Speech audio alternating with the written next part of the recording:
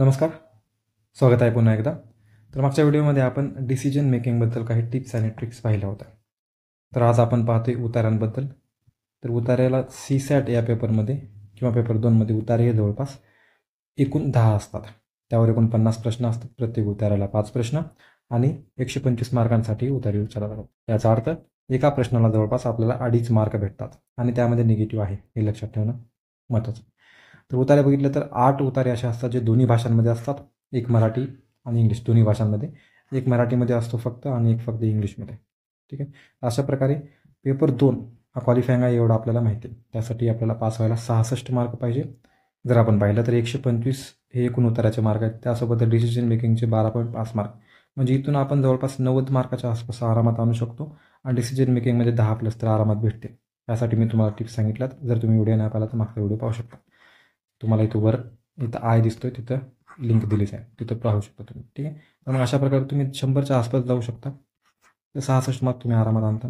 तरीसुद्धा तुम्हाला चांगल्या प्रकारे उतारे सोडावे लागतील. पास होण्यासाठी उतारे खूप इम्पॉर्टंट आहे. बरोबर. 125 मार्काचे उतारे आहेत, पाहिजे 66. तरी खूप खूप मोठी डील आहे आणि निगेटिव्ह आहे हे लक्षात ठेवायचं. तर पेपर 1मध्ये कितीही मार्क असो आपल्याला, समजा तुम्ही 130 मार्क आणले पेपर 1मध्ये, तरीसुद्धा जर तुम्ही पेपर 2मध्ये क्वालिफाय झाला नाही तर तुमचे 130 मार्क काहीच कामाचे नाहीत.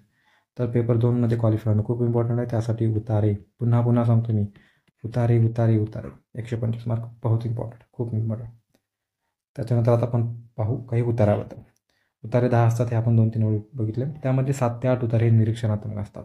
याचा अर्थ काय असतो निरीक्षणात्मक म्हणजे फक्त आपल्याला जी ओळ दिलेली आहे, खाली प्रश्न विचारलेला असतो, त्याचं उत्तर जशास तसं वर असतं, ते आपल्याला टिक करायचं असतं. जशास तसं म्हणजे आता ही काही 5वी-6वीची परीक्षा नाही आहे. त्यामुळे थोडंफार क्वेश्चनमध्ये किंवा उत्तरामध्ये 1-2 शब्द इकडे फेरफार असतील, ते लक्षात ठेवायचे. तर हे अशा प्रकारचे 80% असतात. थोडे ट्विस्ट असलेले आणि खूप जास्त ट्विस्ट असलेले निरीक्षणात्मक उतारे असतात 20%. म्हणजे असे असतात त्यांचे उत्तर आपल्याला उत्तरामध्ये भेटून जातं, पण थोडेफार शब्द फिरवलेले असतात.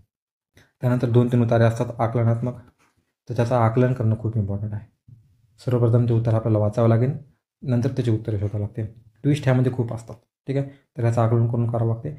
तरीसुद्धा तुम्ही हे जर आकलनात्मक उतारे वाचले तर तुम्हाला 1-2 प्रश्न असे आहेत जे आरामात सुटू शकतात. निरीक्षणात्मक असू शकतात त्यामध्ये. कारण आयोगाला माहीत आहे तुम्ही जवळपास 8 ते 9 मिनिट त्या एका उतार्यावरती ॲव्हरेज एक कॅन्डिडेट 8 ते 9 मिनिट देतो.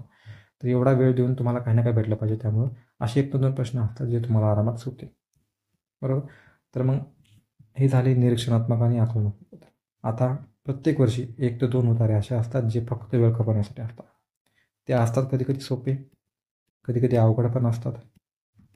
परंतु खूप मोठे असतात, एवढं मात्र कन्फर्म आहे. ते सोपे असतील किंवा अवघड असतील हे माहिती नाही, पण मोठे असणार हे मात्र असणार. ते असतात फक्त तुमचा वेळ खपवण्यासाठी. बरोबर. तर मग अशा प्रकारे उतारांबद्दल होतं. आता आपल्याला माहीत आहे इंग्लिशचा एक उतारा असतो, त्याच्यामध्ये फक्त इंग्लिश वापरले जाते, मराठी नसते, काही नाही. तर मग असा उतारा सोडवायचा का नाही. तो सोप्या भाषेत असतो. इंग्लिश ही साधी सोपी इंग्लिश वापरलेली असते. त्यामध्ये काही असं हायफाय वर्ड नसतात जसे ऑक्सफोर्डमध्ये वापरलेत. तर तुम्ही ते सोडवायला पाहिजे, कारण ते निरीक्षणात्मक दृष्टिकोनामध्ये येतात. खाली प्रश्न वर उत्तर तुम्हाला लवकर भेटून जाईल. आध्यात्मिक उतारा हे जास्त करून आकलनात्मक उतारा असतो.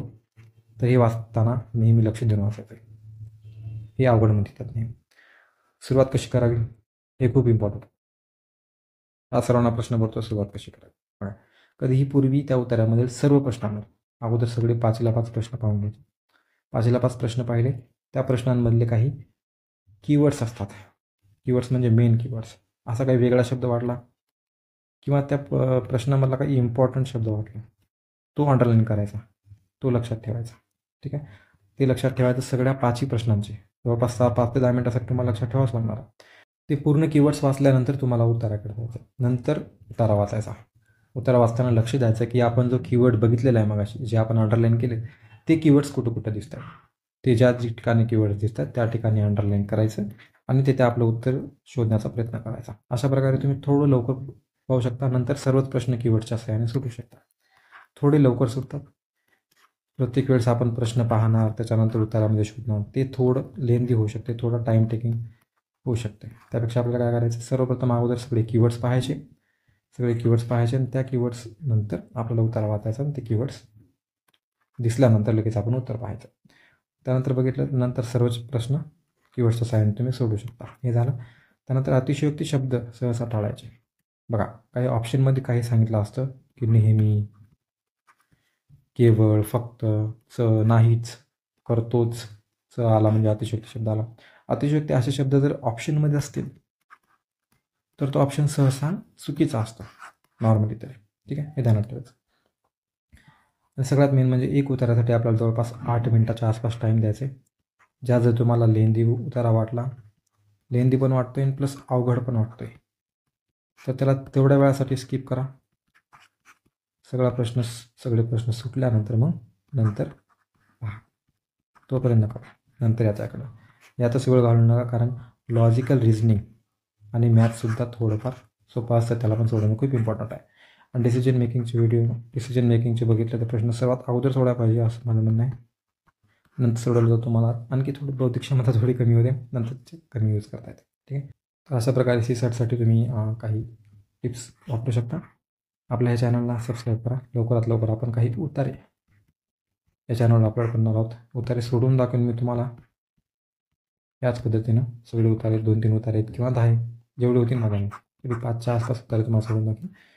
तेवढे उतारे सोडवल्यानंतर तुम्हाला समजेल की कशाप्रकारे आपण सोडवू शकतो उतारे एकदम कमी टाईममध्ये. ठीक आहे, ह्या चॅनलला लवकर सबस्क्राईब करा. तुम्हाला PDF पण या चॅनलवर भेटून जाईल.